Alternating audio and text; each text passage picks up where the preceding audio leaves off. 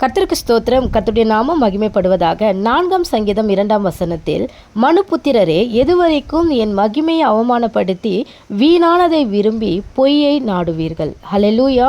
தேவனுடைய மகிமை என்பது தேவனுடைய வார்த்தை. ஹல்லேலூயா. கர்த்தருக்கு ஸ்தோத்திரம். நாம் பின்பற்ற வேண்டியது வார்த்தையை. நாம் பின்பற்ற வேண்டியது கர்த்தராகிய இயேசு கிறிஸ்துவானவரை. ஒருவன் பின்பற்ற விரும்பினாலும் கற்றுக்கொள்ள விரும்பினாலும் ஆண்டவராகிய இயேசு கிறிஸ்துவனிடத்தில் மட்டுமே கற்றுக்கொள்ள வேண்டும். ஆமென். வீணானவைகளை பின்பற்றக்கூடாது.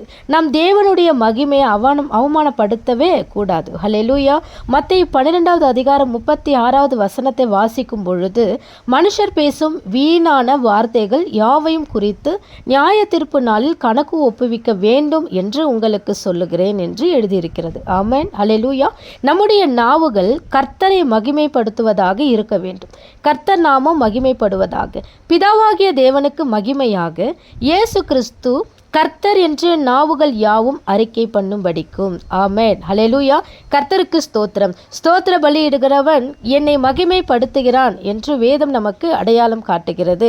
ஸ்தோத்திர பலியிடும் பொழுது தேவாதி தேவன் மகிமைப்படுகிறவராய் இருக்கிறார். ஸ்தோத்திர பலியிடுகிற இந்த நாவினாலே வீணான காரியங்களை பேசாதபடிக்கு கர்த்தர் நம்மை காப்பாராக. இயேசுவின் நாமத்தில் கர்த்தர் நாமம் மகிமைப்படுவதாக. ஆமென்.